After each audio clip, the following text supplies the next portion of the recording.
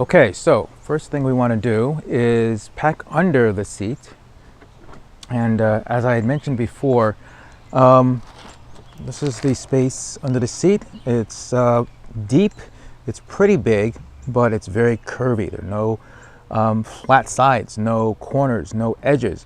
So the first thing I have in here, this is actually my tool kit that I just simply keep in a bag. And inside there, everything is also again in Ziploc bags. I have my tools, I have my other accessories, like a light, a sort of flat plate for putting under my side stand if it's in a muddy or gravel conditions, whatever the case might be. So anyway, I'm gonna remove this and put my camping bag. As you can see, it fits nicely down here. I want to get it as deep as I possibly can. And then on top of it, my toolkit. All right, and this is why I want everything to be nice and soft. And last, I'm going to put the security strap for my tunnel bag that I'm going to put under the seat. And you can see it has a little snap here that's going to go connected to one part of my tunnel bag. And you know, just want to make sure it's evenly put down there. And once it's done, close the bag, close the seat, and we're good.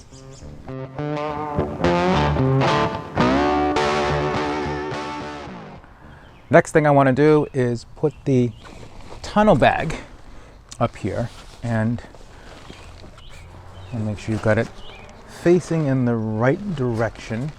So get into this nook. You might have to adjust some things. But again, you want to make sure that you can clearly see this part here. This is again where I'm going to have like written directions for where I want to go. And again, I have my little buckle straps here that I will plug into that side and plug into that side. And I made the decision to attach, you can see down here, there is a little Velcro patch that I have another sort of security strap here that I connect to this part and will then attach to the Velcro strap, and one on the other side as well. And when I first started using this, I didn't do that. I just didn't like adding the Velcro patch to it. I just thought it was kind of, I don't know, ugly. And I would just use my legs to hold this in, but sometimes it starts to slide and it really becomes a distraction. So for this trip, I actually did it and it was really nice. I didn't have to worry about this. It was nicely secure, easy to remove this because this is on top of where my gas tank is, where I need to, refill it. And so it's easy access to get to it. Okay, so let's get to that part and fully secure this now.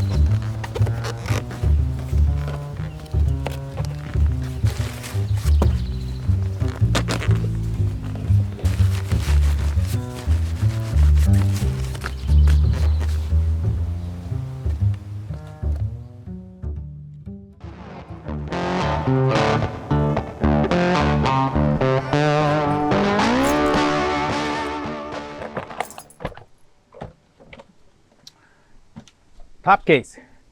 Okay, so this is kind of important because I want to put in here everything that I want to have direct access to. So it's going to be my media bag because it's going to have my action cameras, GoPro, my drift, other accessories that go with it, but other important things as well.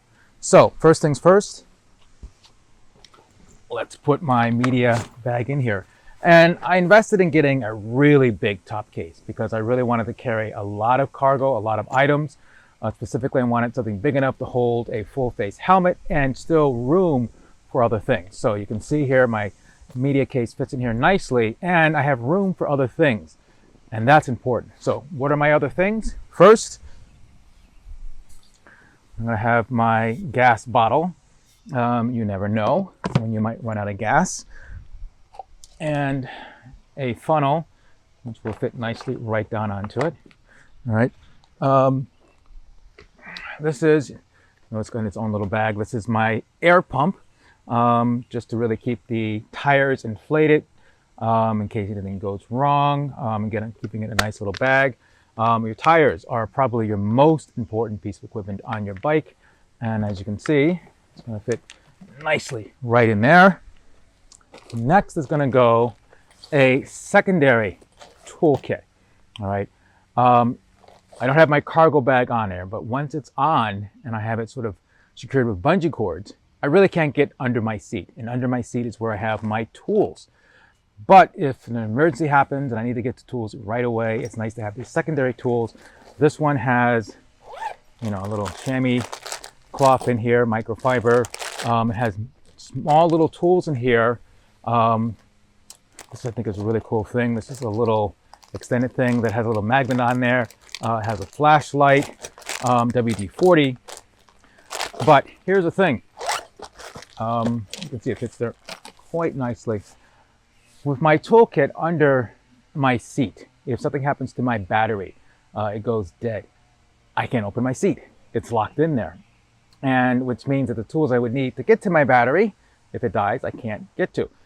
I have other tools in here that I would need to get to my battery or any other thing. So that's nice to have on there. Okay, one last item. Again, we're doing soft packing. So this, I have all of my rain gear. I have my rain pants, waterproof, rain jacket, waterproof gloves, and what I want to do is just put this down on here. And again, soft packing is what I want to do. I want to try and get it in as flat as I possibly can. I have to move some things around a bit. And then I want to be able to, boom, lock everything away. All right, there we have it. So things that I need to have direct access to in case it rains. And ironically, look, it's about to rain right now. So rain gear, gas bottle, toolkit, and my media bag, all securely locked away in my top case. All right, one last thing to go, and that's the cargo bag.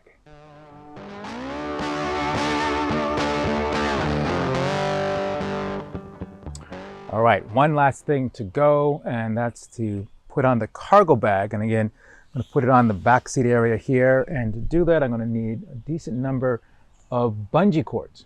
So first thing I want to do is just put the cargo bag. However, check to see what side you're putting against your back and make sure it's soft, because one side could have something hard against it.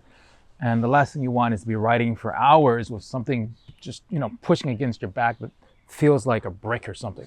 This feels pretty soft, so I'm going to go with that. I'm going to make sure my strap is actually under these handles here. And I'm going to take one bungee cord like this, and I'm going to kind of just put it underneath it a little bit, because I'm actually going to add one more item, and that is going to be my tent.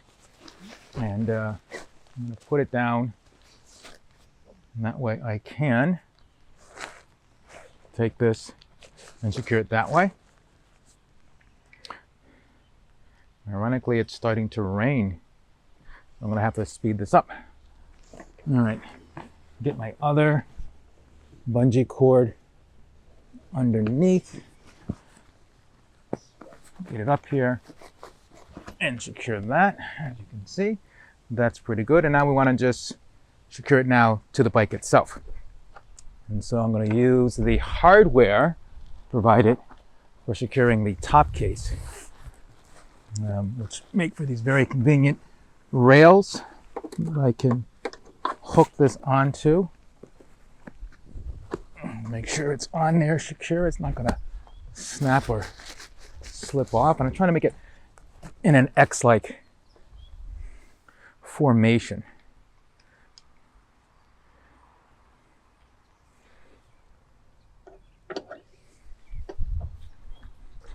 I'm across to the other side. You know, it's not going to be pretty, but as long as it's secure, that's all that really matters. All right. And one last one to go across the middle.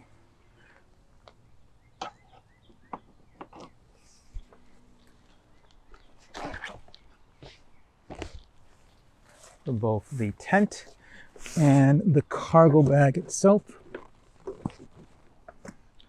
All right. It feels pretty secure. You know, it doesn't have to be super tight. And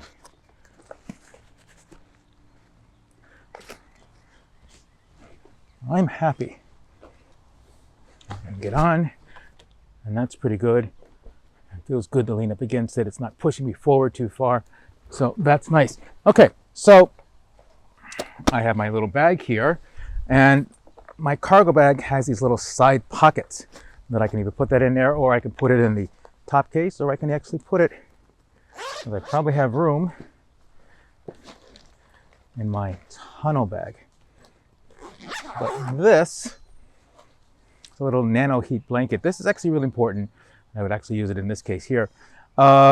This I actually use to burrito wrap my tonneau bag in case it rains.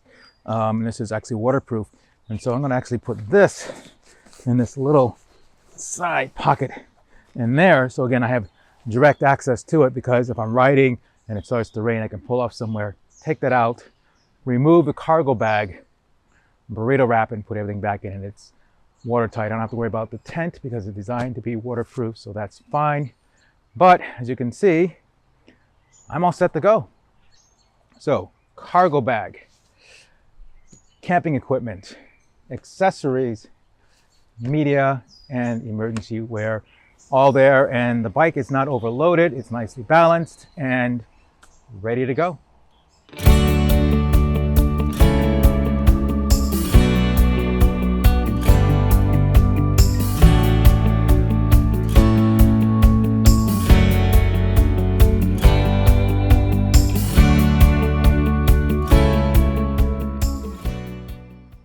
Hi, this concludes my how-to series on preparing and packing for the AK550. As mentioned though, everything that I've gone over can be applied to pretty much any scooter or motorcycle.